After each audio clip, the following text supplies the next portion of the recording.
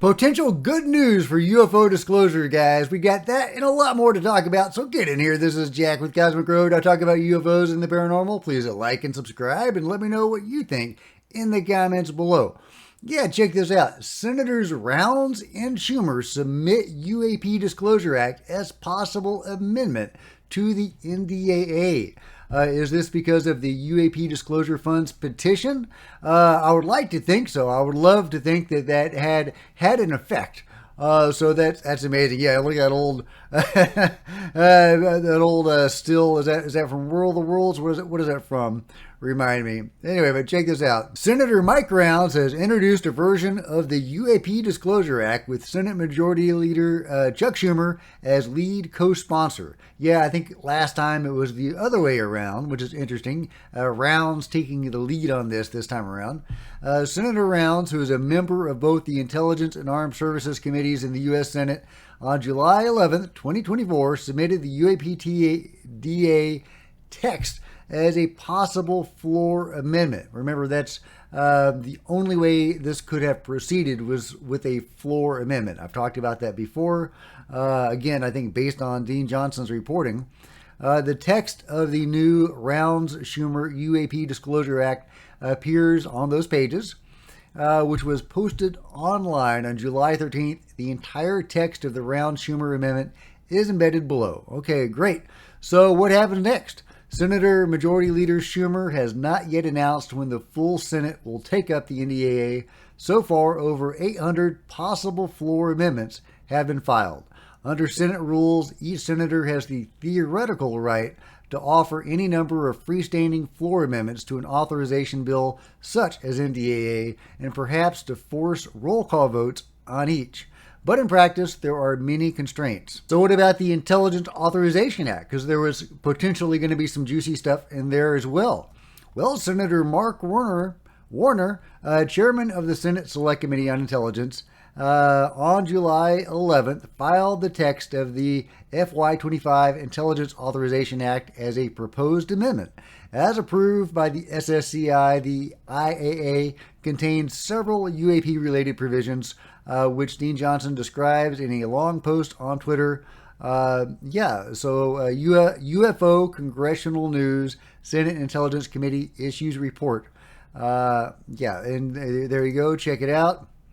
This is the long post on Twitter, and I've already gone over this, so I'm not going to go over it all again. Amendment by Gillibrand to extend certain funding limitations relating to UAP. So more attempts to choke off the money to the UFO control group. Will they be successful? I mean, will it even get passed? We'll see. But the upshot with the Schumer Rounds amendment getting reintroduced in its robust version, because it was neutered before, and now they're reintroducing the full bill. We'll see what changes there are from the first time, if it's easier to get passed, if they made any adjustments to eminent domain or anything like that to make it easier to get passed. But yeah, there are 22 mentions of NHI, non-human intelligence, aliens, other dimensionals, ultra-terrestrials, whatever they are. 22 mentions of that in the new Schumer Rounds amendment. I think in the neutered version, there are only like 3 mentions or something like that.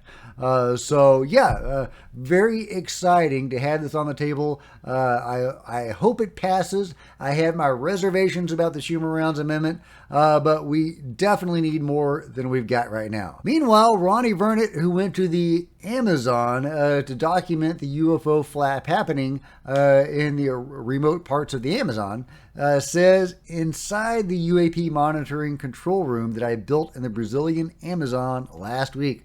And there you go. He's giving us a look at his station here. Check it out. All of his equipment looks pretty swanky. He goes on. The 5 cameras, etc. And this is all a teaser, of course, before he tells us what he found, what data he was able to collect on the UFOs gripping that part of the Amazon. And also, apparently, he experienced or heard of some paranormal type events that were happening in the same region, which is not too surprising since the UFOs and the paranormal stuff, they often go together. So I'll be really curious to learn about both of them. Meanwhile, from Gonzalo Chavez, thanks to Martin and Chirica, and then Pavel Ibarra, we now have behind the scenes photos of the 99% pure silver in the implants on the Nazca mummy Clara. Check out that beautiful photo. That is amazing. And here is the little video talking about the analysis of the silver. I'll just read part of it. It's a 3.5 minute long video. I'll just read a few seconds of it. Silver chloride inside the skin of some being tells us that it is precisely not something terrestrial or human contains because it would cause a strong poisoning. Silver is not a metal that has antioxidant properties.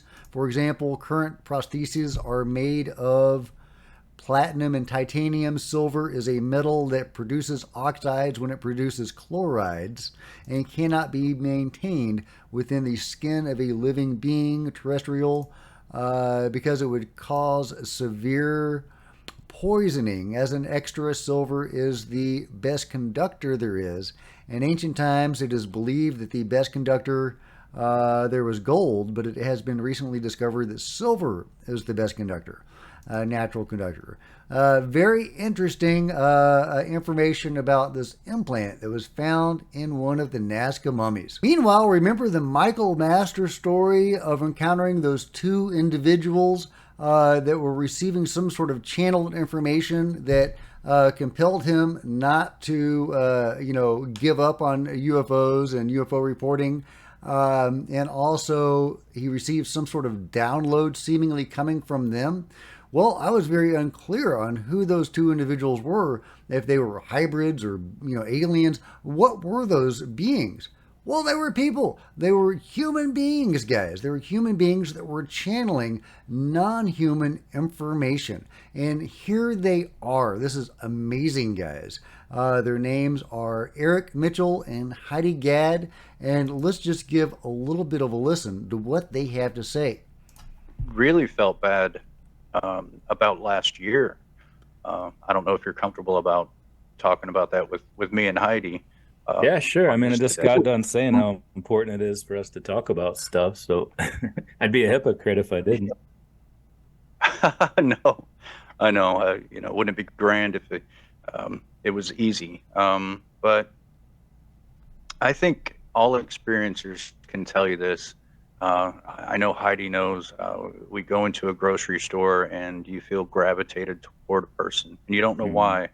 And those intuitive receptors start to wake up as you approach this person, and all of a sudden, it's almost like something else is taking over the conversation or working through you. Well, I hate the term channeling, but something's going on there where you kind of dissipate out and you're part of the conversation and you don't know what's going on, and then you kind of engage back in and you're in that conversation, and it's a connection that I can't even explain. Yeah. I just can't.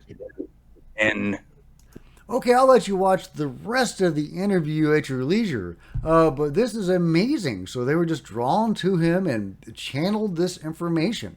That is incredible. So, I would love to know more about their contacts and who they're working with and what it's all about. But either way, fascinating stuff. Meanwhile, check this out from Jason Sands. I could certainly share this with the folks, and just give them some awareness, because we're, you got the whole gambit of people on the forum already, people that, believe, people that don't believe, people that are on the fence. Everybody was really good about being respectful, all that kind of stuff. But we just honestly had some really great pro-con discussions and debates. I loved it. So I added my 2 cents on that one 1994 event from the Nellis Test Range because I knew about it. And that's when everything exploded. And then the UAP Task Force and David Grush and some other folks interviewed me for the first time. They had me detail out the star map that was given to me by this entity. They had me detail out everything else that, about the telepathy parts and things like this. And that's when I guess my track into becoming a whistleblower began as well, because. So it appears from this testimony, if Jason is on the level, that he is one of David Grush's whistleblowers. And I've talked before about his amazing encounter with this being, this Nordic type or tall white being, where he had this telepathic encounter, and he gave the star map that he received to David Grush. I wonder if that was part of the classified evidence that David Grush presented to Congress. What other juicy evidence is in that pile, right? So I would love to know how David Grush, or if David Grush, was able to corroborate some of Jason Sands' information, if that's even possible. What David Grush thinks about Jason Sands' information. Either way, it looks like he interviewed him. He took evidence from him. So I would love to know, I guess we'll find out where that story goes. But yeah, David Grush has Jason Sands' star map. Meanwhile, more great footage from John Bell at Real Florida UFO. He just gets such great contacts. Look at that. He's tracking one UFO and he's got this orb flying around. He said he had one night that was just had crazy amount of orbs. Yeah, there's another one whizzing by, and there's another one.